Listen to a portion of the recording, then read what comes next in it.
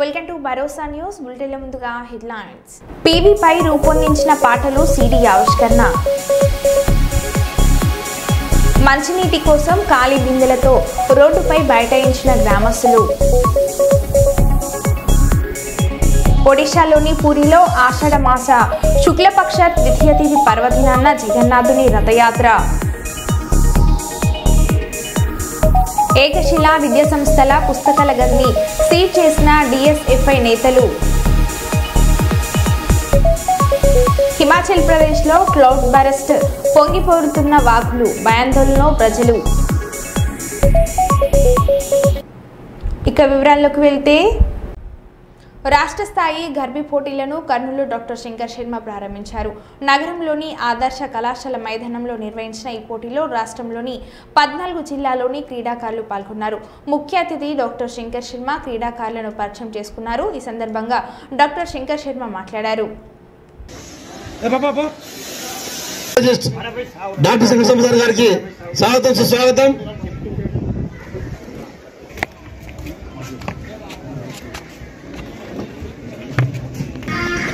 East Godavari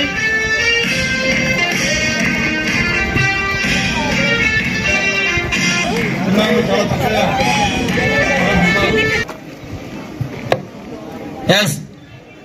Sinu close please welcome sir. Welcome sir. వెళ్ళండి.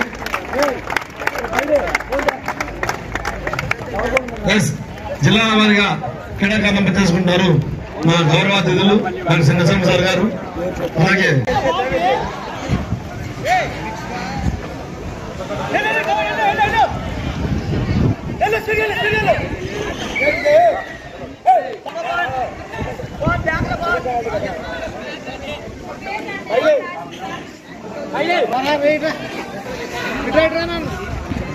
Junior rugby competitions కు 14 జిల్లాల నుంచి ఈరోజు మన కర్నూలుకు పిల్లలు ఉత్సాహంతో ఉద్రేకంతో రావడము, ఆ పోటీలలో పాల్గొన్న విజేతలు సపరేట్ గా బాలబాలికలు రేపు జూలైలో డెహ్రాడూన్లో జరిగే నేషనల్ ఈవెంట్స్ లో పాల్గొని మెడల్స్ ప్రైజెస్ సంపాదించి వాళ్ళు ఎన్నో ఉద్యోగాలకు వాటికి సెలెక్ట్ అయ్యే అవకాశం. ఏంటి అని లైఫ్ స్టైల్ అంటే మంచిగా జీవించడం.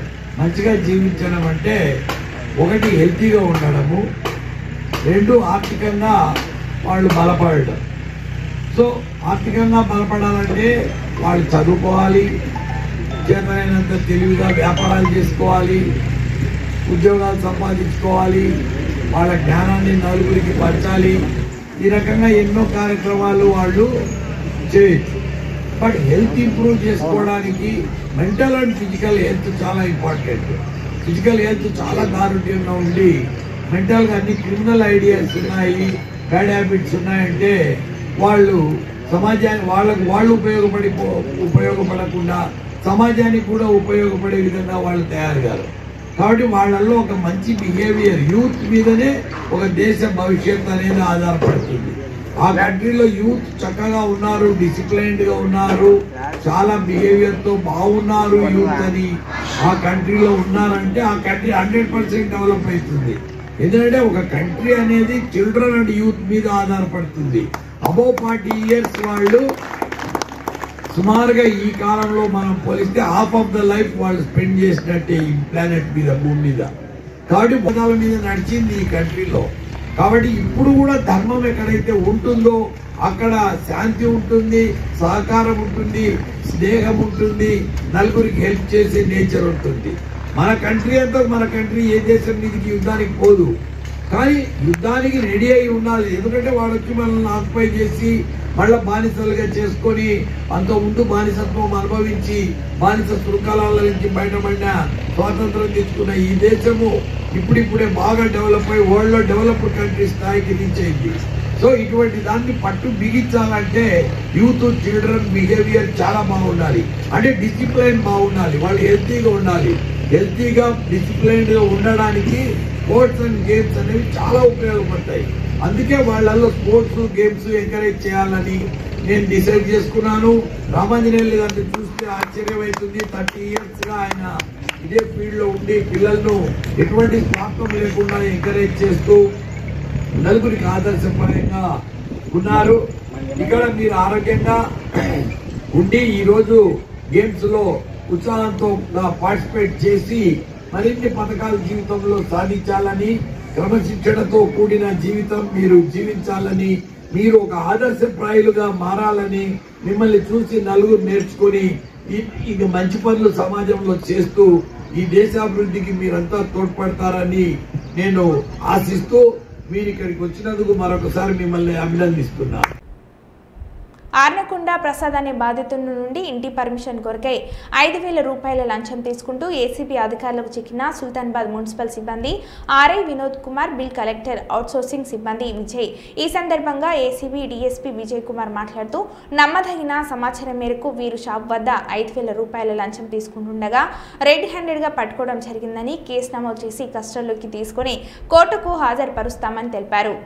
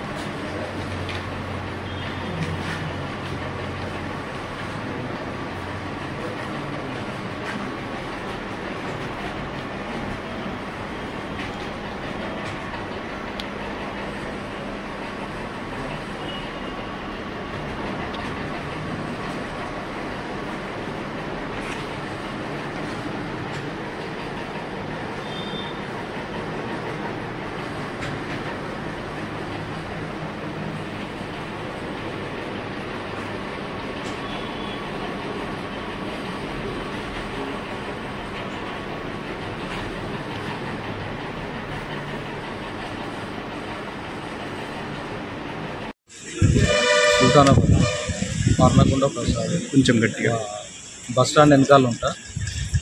సుల్తానాబాదేనా? సుల్తానాబాద్. ఓకే. బస్ స్టాండ్ వెనకాల ఉంటా. ఇల్లు పూర్తి అయింది. ఇంటికి వచ్చి 2 సంవత్సరాలు అవుతుంది.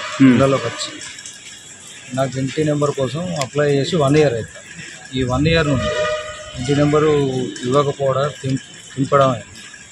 మొన్న రీసెంట్గా ఒక 2 నెలల కింద వచ్చిన, ఒక 15 రోజుల కింద వచ్చిన, ఒక 3 డేస్ కింద వచ్చిన. నాకు 10,000 డిమాండ్ చేశారు. దాదాపు ఎన్నిసార్లు వచ్చారు? దాదాపు ఒక 5-6 సార్లు వచ్చింది.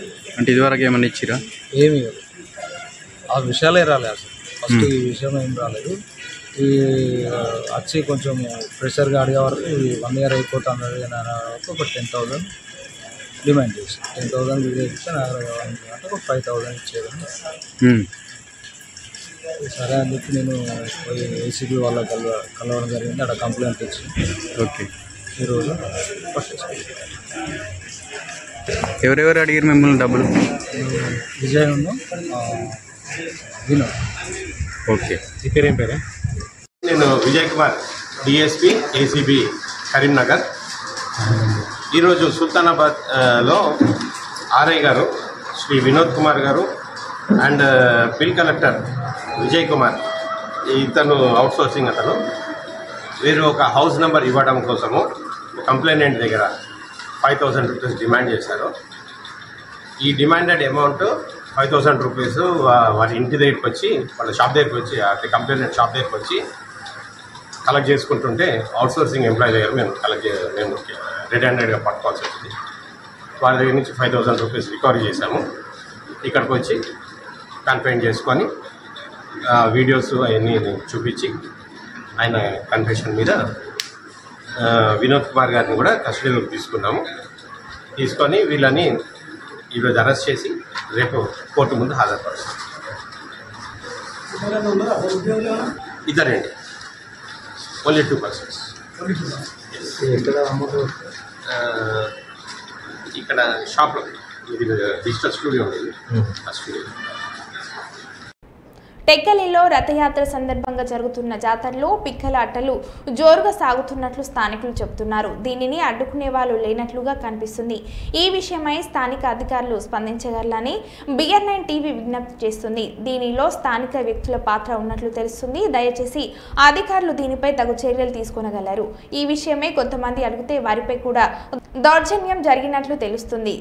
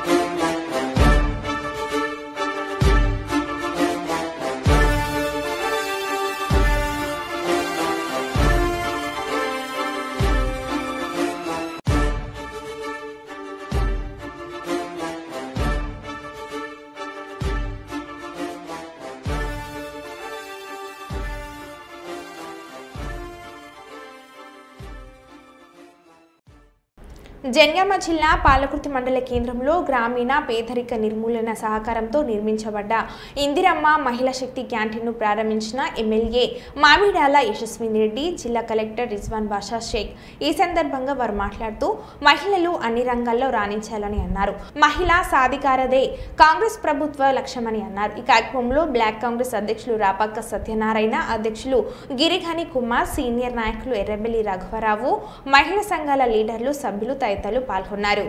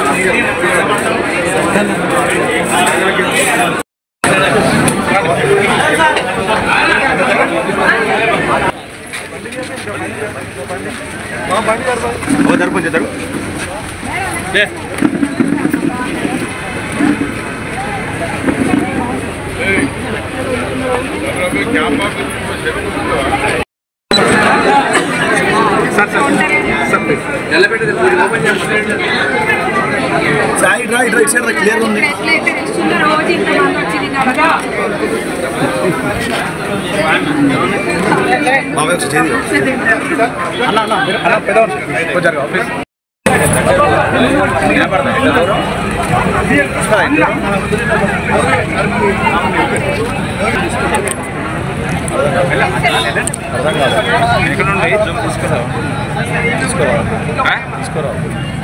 ముందు పోతే ఫ్యామిలీ బిజినెస్ అయితే గొడవలు ఉంటాం మేడం. మీరు ఎంకరేజ్ చేయండి.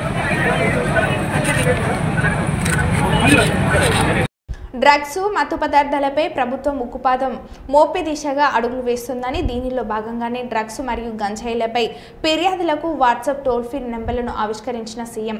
WhatsApp number 8977781972, toll free number 1972 ద్వారా ఫిర్యాదులను ఇవ్వవచ్చని ఆయన అన్నారు.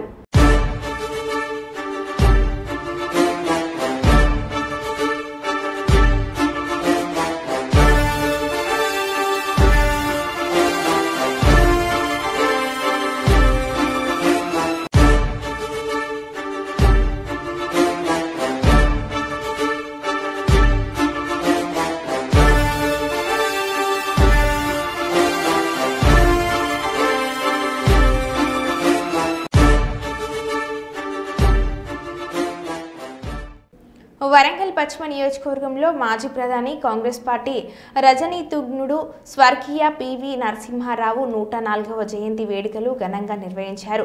హన్మకొండ జిల్లా కాంగ్రెస్ పార్టీ కార్యాలయంలో పివి నరసింహారావు చిత్రపటానికి కాంగ్రెస్ పార్టీ నాయకులు, ప్రతినిధులతో కలిసి నివాళులు అర్పించిన వరంగల్ పశ్చిమ నియోజకవర్గ శాసనసభ్యులు నాయని రాజేందర్ రెడ్డి. అనంతరం హన్మకొండ బస్టాండ్ ఆవరణలో ఉన్న పివి విగ్రహానికి పూలమాలలు వేసి నివాళులను అర్పించారు. అనంతరం ఎమ్మెల్యే మాట్లాడారు.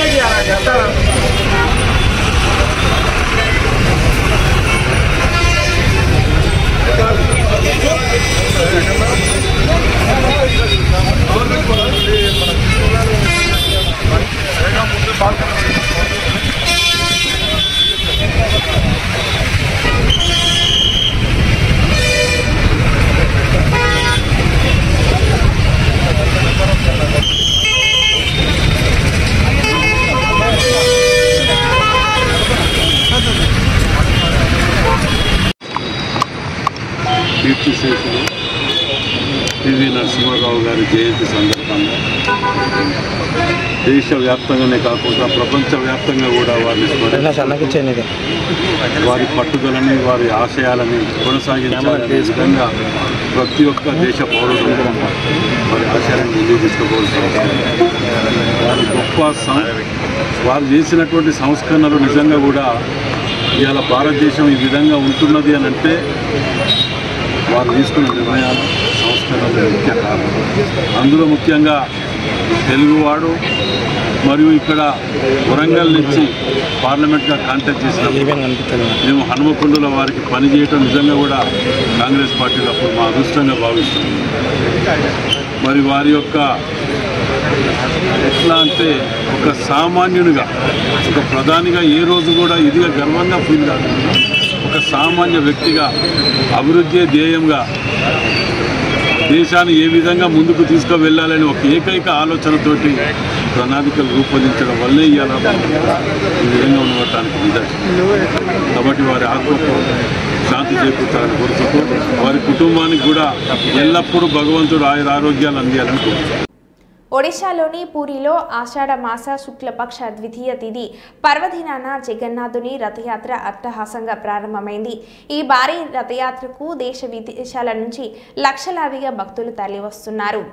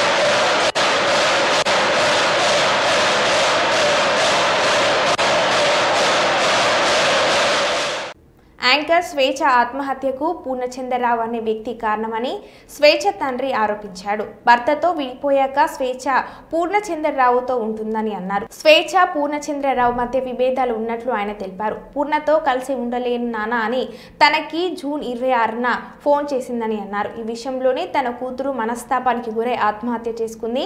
నా కూతురు ఆత్మహత్యకు కారణమైన పూర్ణను కఠినంగా శిక్షించాలని తండ్రి ఆవేదన వ్యక్తం చేశారు. మళ్ళీ రెండోసారి ఫోన్ చేసి నువ్వు వెంటనే రావాలనంటే నేను వెంటనే పరిగెత్తిన. ఆమె ఫోన్లో మాట్లాడుతూ నాన్న నేను డ్యూటీకి వెళ్తాను, నువ్వు పూర్ణచంద్రతో మాట్లాడు అని అంటే లేలే నేను అట్లా ఒక్కరితో నేను మాట్లాడా, ఫస్ట్ నీతో మాట్లాడాలా, నీ కూతురు నీ అభిప్రాయం తెలుసుకున్న తర్వాతనే నేను ఆయనతో మాట్లాడతా, నువ్వు వెళ్ళకు నేను వచ్చేదాకా ఉండు అని అంటే ఆమె ఉన్నది. ఉంటే నేను ఇంటికి వెళ్ళాను. ఇంటికి వెళ్ళి కూతురుతో సపరేట్గా మాట్లాడినా. ఏంటిదమ్మా అని అంటే లేదు నాన్న మేము ఉండలేకపోతున్నాము, ఇద్దరం కలిసి ఉండలేకపోతున్నాము, నేను ఇక వేరేనే ఉంటాను అని నువ్వు ఖచ్చితంగా మరి గతంలో 2-3 సార్లు ఇలాగ గొడవపడ్డారు, వెళ్ళిపోతామని అనుకున్నారు. మరి ఈసారి కూడా మరి అలాగే ఉంటుందా ఏంటేమంటే లేదు నాన్న నేను పూర్తి నిర్ణయం తీసుకున్నా, ఇక ఉండలేను, నువ్వు ఆయనతో మాట్లాడే టైంలో కూడా నువ్వు ఆయన మా కలిసి ఉండమని నువ్వు మాట్లాడొద్దు అని నాకు ఖరాఖండిగా చెప్పేసింది. చెప్పిన తర్వాత బయటకు వచ్చి బయట కూర్చున్నాము. బయట కూర్చున్నాక తర్వాత అప్పుడు పూర్ణచంద్ర పరిచయం చేసుకున్నాడు నన్ను. నేను మొన్నటి వరకు కూడా 26 నాటి వరకు కూడా ఆయన నేను చూడలేదు, ఆయనకు నాకు సంబంధం లేదు. పూర్ణచందర్ ఎవరు? ఈ పూర్ణచందరు గతంలో టీ న్యూస్లో ఆయన ఇది కల్చరల్ ప్రోగ్రామ్ ఇన్ఛార్జిగా ఉండే. ఆయన ఇన్ఛార్జిగా ఉంటూ ఇది తెలంగాణ అవి సాంగ్స్ అవిటిని వీడియోలు చేసుకుంటా అక్కడ దాంట్లో టీ న్యూస్కు అందించేవాడు. తర్వాత ఏంటంటే వారికి సంతోష్ గారు నడుపుతున్న ఇది గ్రీన్ ఛాలెంజ్ ఇండియా దాంట్లో కూడా ఈయన భాగస్వామిగా ఉండు అతనికి సంతోష్ గారికి అసిస్టెంట్గా కూడా ఆయన పనిచేస్తూ ఉన్నాడు. ఇట్లా కూడా బయట ప్రోగ్రామ్స్ తయారు చేసి అవి సబ్మిట్ చేస్తూ ముఖ్యమంత్రి చంద్రబాబు నాయుడు రాబో దినాల్లో ఏఐ టెక్నాలజీ వల్ల ఉద్యోగాలు పోతాయని యువత భయపడుతున్నారు. అయితే నైపుణ్యం పెంచుకొని స్మార్ట్ వర్క్ చేస్తే ఉద్యోగాలు ఎక్కడికి పోవు అని భరోసా ఇచ్చారు. కాకపోతే నైపుణ్యం మాత్రం పెంచుకోవాల్సిన అవసరం ఎంతైనా ఉంది అని దీని అర్థం అంటూ ఆయన వ్యాఖ్యానించారు. ఇక్కడ స్టూడెంట్స్ అంతా ఉన్నారు. ఈ రోజు ఇక్కడ స్టూడెంట్స్ మీరు ఒక్కసారి గుర్తుపెట్టుకోవాలి. ఒకప్పుడు మనం చదువుకుంటే ఉద్యోగాలు వచ్చేటివి కాదు. అదే సమయంలో ఈ రోజు మీరు చూస్తే ఒకప్పుడు నేను ఇంటింటికి చెప్పేవాడిని, పేరెంట్స్ చెప్పేవాడిని, మీ పిల్లలకు ఎంత ఆస్తి ఇస్తారనేది ముఖ్యం కాదు, మీ పిల్లల్ని బాగా చదివించండి, ఐటీ చేయించండి, తద్వారా రాబోయే రోజుల్లో మీరిచ్చిన దానికంటే 100 రెట్లు ఆస్తి సంపాదించే తెలివితేటలు మన పిల్లలకు వస్తాయని నేను చెప్పాను. ఎన్నో సంవత్సరాలు కాలేదు, 25 ఏళ్ళు. ఈ రోజు ప్రపంచంలో మీరు ఎక్కడికైనా వెళ్ళండి, ఏ దేశానికి పోయినా అక్కడ తెలుగువాడు ఉంటాడు. ఇంకో పక్క ప్రపంచంలో ఎక్కడైనా పాష్ లొకాలిటీ, మంచి డెవలప్ అయిన మంచి లొకాలిటీకి పోయి అక్కడ తెలుగులో ఒక గట్టిగా అరిస్తే చుట్టుపక్కల ఉండేందరూ గ్యాదర్ అయ్యే పరిస్థితి వస్తుంది. అది తెలుగుదేశం పార్టీ ఈరోజు ప్రపంచం మొత్తం తెలుగు వారి యొక్క శక్తిని, సామర్థ్యాన్ని నిరూపించాం. ఒక్క మాటలో చెప్పాలంటే ప్రపంచంలో ఈరోజు హైయెస్ట్ పర్ క్యాపిటా ఇన్కమ్ సంపాదించే వ్యక్తులు ఇండియన్స్ అయితే అందులో 35% తెలుగు వాళ్ళు ఉన్నారంటే అది మనం వేసిన ఫౌండేషన్ తప్ప ఇంకోటి కాదు. ఈరోజు నిన్న మొన్న కూడా నేను మాట్లాడాను, స్టూడెంట్స్ అంతా ఉన్నారు. మీరు ఒకటి గుర్తుపెట్టుకోవాలి, కొంతమంది మాట్లాడుతున్నారు ఏ వస్తే ఉద్యోగాలు పోతాయి కాబట్టి చదువు కూడా మానేసి ఇంట్లో కూర్చుందామని. అది సొల్యూషన్ కాదు. నేను అందుకే ఒక మాట చెప్పాను, మనమందరం కూడా ఒక ఇన్స్పైరింగ్ టైంలో ఉన్నాం. ఇక్కడుండే స్టూడెంట్స్కి మీకు అందరికీ విజ్ఞప్తి చేస్తున్నా, ఈరోజు మీరందరూ గుర్తుంటే ఆలోచిస్తే ప్రభుత్వం అంతా కూడా ఏ విధంగా నేను ఆలోచిస్తున్నానని ఒక విషయం చెప్తున్నాను మీకు. భారతదేశానికి ఆధార్ ఉంది. ప్రతి ఒక్క స్టూడెంట్ యొక్క ఆధార్ ద్వారా ప్రతి ఒక్క వ్యక్తి యొక్క ఐడెంటిటీ ఆటోమేటిక్గా చేస్తారు. రెండో పక్కన స్టూడెంట్స్ అయితే అభయ్ ఉంది. దీని ద్వారా చిన్న క్యారియర్ వరకు ట్రాక్ చేసే సిస్టమ్ వస్తుంది. మూడోది ఫ్యామిలీ అంతా కూడా ఒకటిగా మనం ఐటీలో చేయగలిగితే ఫ్యామిలీ యాజ్ యూనిట్ ఐడెంటిఫై చేస్తాం. ఇది అయిన తర్వాత మీరు ఒకసారి చూస్తే ప్రతి ఒక్క ఇంట్లో ఉండే వాళ్ళు ఆ ఇల్లు కూడా జియో ట్యాగింగ్ చేస్తున్నాం. రేపు ఏదైనా విపత్తు వస్తే నాకు ఎవ్వరు చెప్పక్కర్లేదు, నేరుగా డ్రోన్ ద్వారా ఏ సహాయం పంపించాలన్నా వాళ్ళ ఇంటి పైకి నేను పంపించే. మన బులెటిన్లో మళ్ళీ కలుద్దాం. Stay tune.